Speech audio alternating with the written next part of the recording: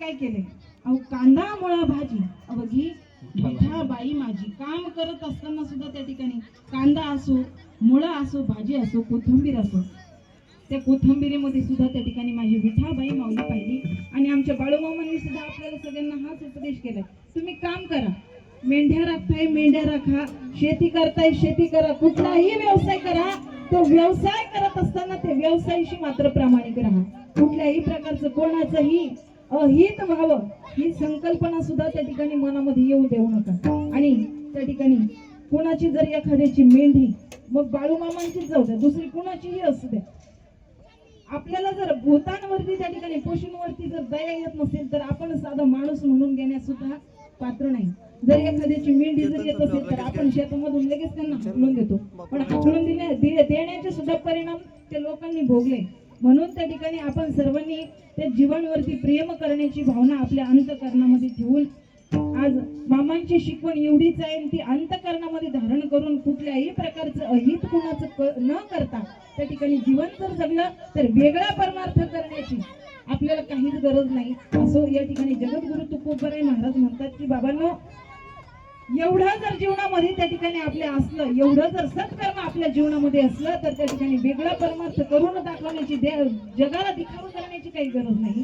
आणि तो भाव अंतःकरणामध्ये असायला हवा. आणि तेच महाराज अभंगाच्या शेवटच्या चरणातून सांगतात, तो कामाने होता ठेवा, तो कामाने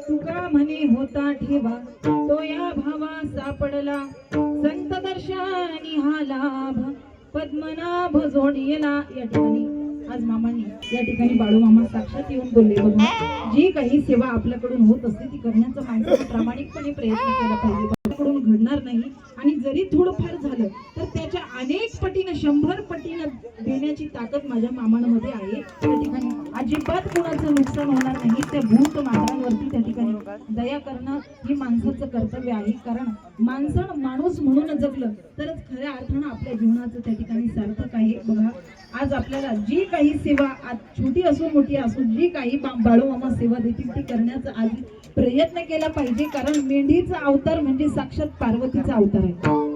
मामांचा अवतार हा महादेवाचा अवतार आणि ते माय मेंढीचा अवतार म्हणजे साक्षात पार्वती माता आहे. आणि भगवंताची सेवा करणं, कारण भगवंतानं आपल्याला निर्माण केलं ही भगवंताची सेवा करण्याकरता निर्माण केलंय आणि ती सेवा प्रत्येकानं या ठिकाणी येऊन थोड्या थोड्या प्रमाणात का होईना केली पाहिजे. काही दान धर्म करण्याची जर काही इच्छा असेल, कुणाला अन्नदान करावं वाटत असेल, कुणाला त्या ठिकाणी गुप्त दान द्यावं वाटत असेल तरीही देखील या ठिकाणी येऊन ते दान केलं पाहिजे. कारण या ठिकाणी लाखो पटीनं समाज येऊन या ठिकाणी अन्नदान ग्रहण करतो.